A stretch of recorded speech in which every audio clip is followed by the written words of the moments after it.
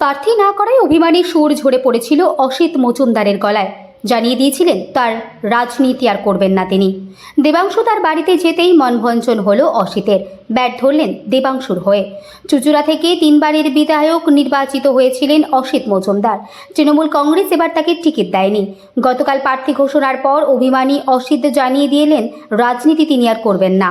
ওকালতি পেশায় আবার ফিরে যাবেন, সময় কাটবে বই পড়ে ক্লাব সংগঠন করে। অসিত মজুমদারের অভিমানের কথা কানে যেতেই দেবাংশু বুধবার সন্ধ্যায় প্রিয়নগরে তার বাড়িতে পৌঁছে যান। পায়ে প্রণাম করেন ধরে। অসিত তাকে জড়িয়ে ধরেন। তারপর ম্যারাথন আলোচনা চলে তাদের দুজনের মধ্যে। তারপর সংবাদ মাধ্যমের মুখোমুখি হয়ে দেবাংশু জানান, অসিতদার থেকে অনেক পরামর্শ নিয়েছি, সেগুলি ডায়েরিতে নোটও করেছি। উনি যেভাবে চুঁচুড়াটাকে হাতের তালুর মতো চেনে, আমার লড়াই তাকে এগিয়ে নিয়ে যাবে। তিনি বলেছেন আমার পাশে থাকবেন। অসিত মজুমদার বলেন, অভিষেক বন্দ্যোপাধ্যায়ের সঙ্গে আমার কথা হয়েছে। দলের যারা কর্মী জনপ্রতিনিধি তৃণমূলের টিকিটে জয়ী হয়েছেন, তারা আশা করি দলের প্রার্থীকে জেতানোর জন্য কাজ করবেন।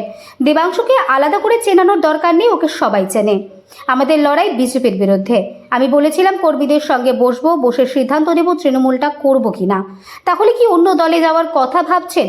সে উত্তর অবশ্য পাওয়া যায়নি। খেলা হয় 2026-এ আপনি কি বলেন প্রার্থী সারা বাংলা জুড়ে কি স্লোগান ছিল? আলাদা করে সত্যি তো সেই রকম ওই অর্থে দেখুন 2021-এর বিষয়টা না সম্পূর্ণ আলাদা ছিল। তখন দলীয় কর্মীদের মানসিকতা কোথাও গিয়ে একের পর এক নেতা দল ছাড়ছেন, কোথাও গিয়ে মন মানসিকতা দুর্বল হয়ে রয়েছে, দেওয়ালে পিঠ ঠেকেছে অনেকে মনে করছেন। এবং সদ্য তখন শুভেন্দু অধিকারী দল ছেড়েছিলেন ডিসেম্বর মাসের 20 তারিখে। ওই অবস্থায় একটা ওয়ার ক্রাই দরকার ছিল।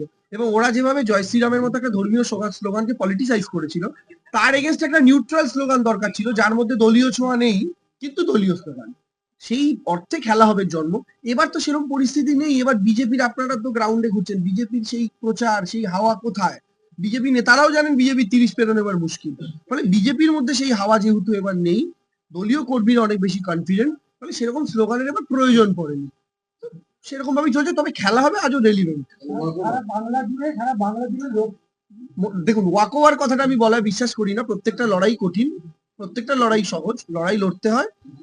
এবং আমরা লড়াই আমাদের এটা ভেবেই লড়বো যে আমরা 99-এ দাঁড়িয়ে আছি, আমাদের 100 করতে হবে। ওটা ইলেকশনের আগের দিন পর্যন্ত আমাদের মানসিকতা হয় যে আমরা এক দূর রয়েছি 100 থেকে। 2021-এর পর থেকে লোকসভাটাকে শুরু করে মমতা বন্দ্যোপাধ্যায় যেরকম অভিযোগ খেলা হবে, স্লোগানটাও কিন্তু একটা বড় অংশ তৃণমূল কর্মীদের কাছে। আপনি সোর্সটা 2026-এ সেই সোর্সটাকে শুরু করবেন, মানুষের কাছে কি পাচ্ছে? না দেখুন, আমি কৃতজ্ঞ প্রথম কথা দলের কাছে, এরকম একটা আসনে আমাকে পাঠিয়েছে যেখানকার মানুষ এত রাজনীতি সচেতন, এত শিক্ষিত, এবং সবচেয়ে বড় কথা অবশ্যই হুগলি জেলার হেডকোয়ার্টার, সেটা তো একটা বিষয় বটে। এবং এখানকার একটা বিরাট বড় ঐতিহ্য, ইতিহাস, সে সবটা তো ফলে এরকম একটা জায়গা থেকে নির্বাচনে লড়তে পারাটাই একটা অন্যরকম ফিলিং এর ব্যাপার, একটা অন্যরকম অনুভূতির ব্যাপার। তো সেই জায়গা থেকে আমি কৃতজ্ঞ আমার দলের কাছে, কৃতজ্ঞ চুঁচুড়ার মানুষের কাছে, তারা আমাকে গ্রহণ করেছেন, ভালোবাসা দিয়েছেন।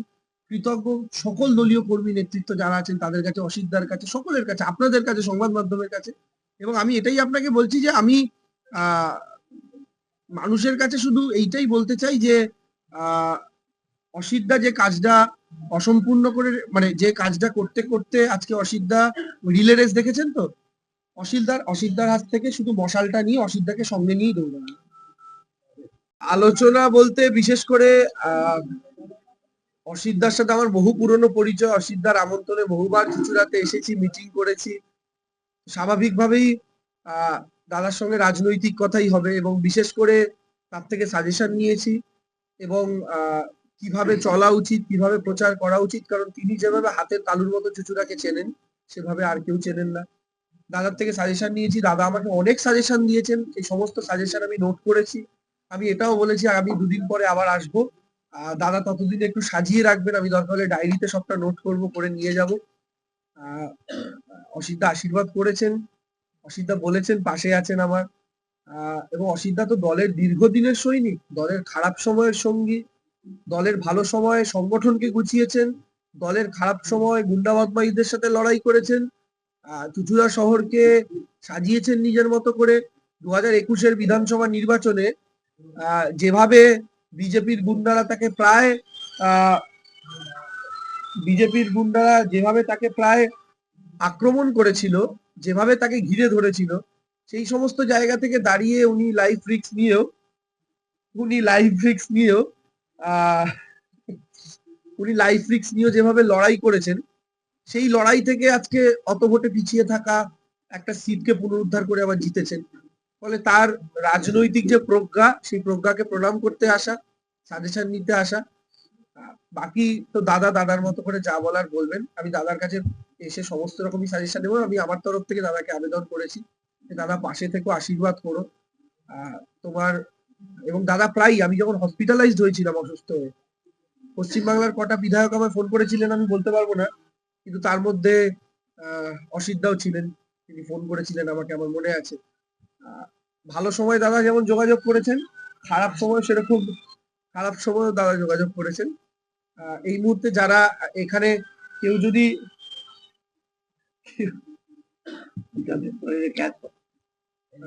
যিনি এই মুহূর্তে ফোন করছেন, আমি তাকে বলছি নাম নিচ্ছি না, দয়া করে ফোন করবেন না, দাদা এখন লাইভ করছে এবং আমি জানি আপনারা দেখছেন যদি লাইভে কেউ থেকে থাকেন।